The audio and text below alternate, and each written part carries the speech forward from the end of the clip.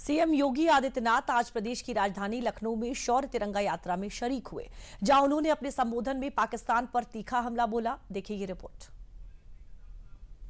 चाहे वो वायु सेना रही हो, थल सेना रही हो या नौसेना रही हो, इन सभी जवानों ने जिस मजबूती के साथ उसका जवाब दिया।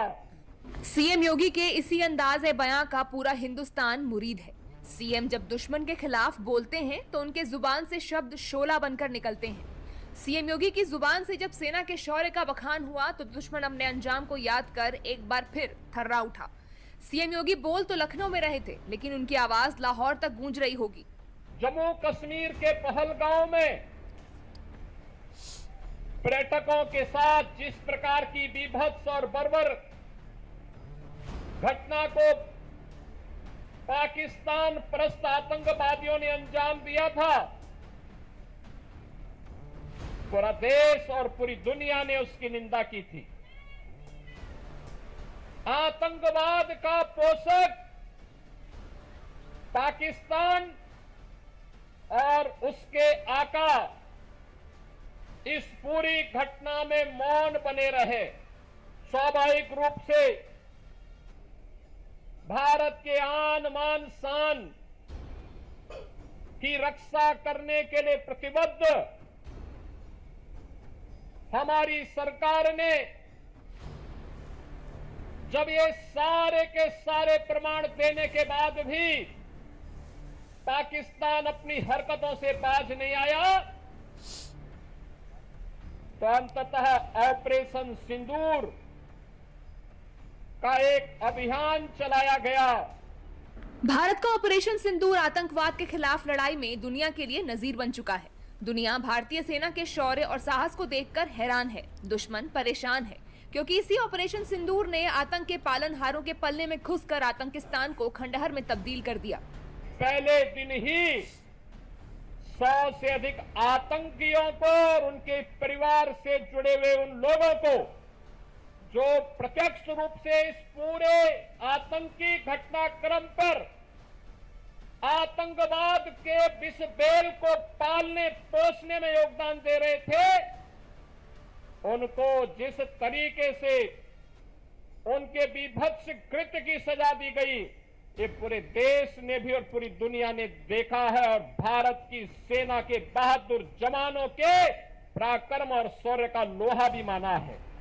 पाकिस्तान के द्वारा की गई हिमाकत को जिस मजबूती के साथ भारत के बहादुर जवानों ने, चाहे वो वायु सेना रही हो, थल सेना रही हो या नौसेना रही हो, इन सभी जवानों ने जिस मजबूती के साथ उसका जवाब दिया, दुनिया को संदेश भी दिया कि हम छेड़ेंगे नहीं, लेकिन कोई छेड़ेगा तो फिर उसको छोड़ेंगे भी नहीं, और भारत ने वह करके दिखाया है।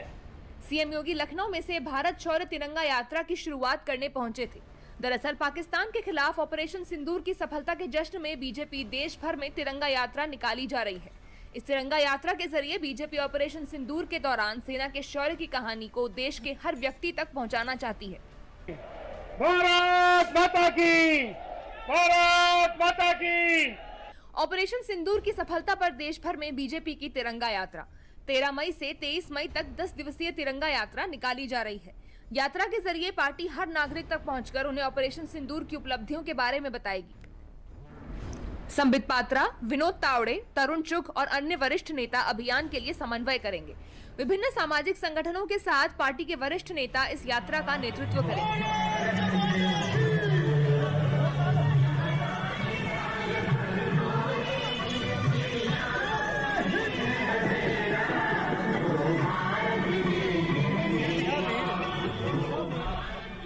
हालांकि ये यात्रा भले ही बीजेपी की सोच है, लेकिन बीजेपी विपक्ष से भी इस यात्रा में शामिल होने की अपील कर रही है, क्योंकि इस यात्रा का उद्देश्य सियासत से परे है। यूपी में तिरंगा यात्रा 14 मई से शुरू हुई।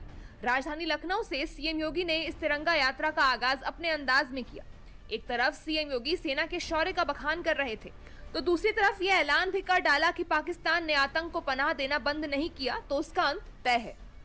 बहनों और भाइयों, पाकिस्तान की विफलता, आतंकवाद को उसके द्वारा दिए जा रहे प्रश्रय और यह आतंकवाद को उसके द्वारा दिए गए प्रश्रय इस बात को साबित करता है कि आतंकवाद एक दिन पाकिस्तान को भी निगल देगा।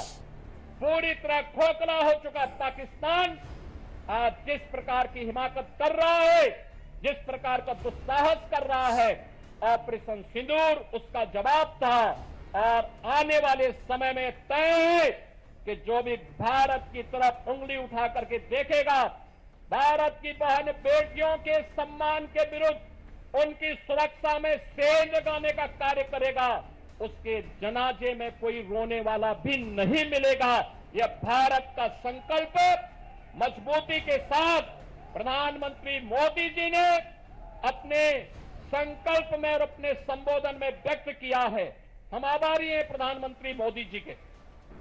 सीएम के ऐलान में आतंक के आकाओं के लिए चेतावनी भी थी और पाकिस्तान के हुक्मरानों के लिए नसीहत भी। पीएम मोदी के बाद अब सीएम योगी का ये बयान हिंदुस्तान के रुतबे और आतंकवाद के खिलाफ रवैये को दुनिया के सामने उजागर कर रहा है। ये आतंक के आकाओं के लिए नसीहत और दुनिया के लिए संदेश है कि बुद्ध का देश तब आतंक के खिलाफ युद्ध से पीछे नहीं हटेगा जब बात देश की अस्मिता पर आएगी।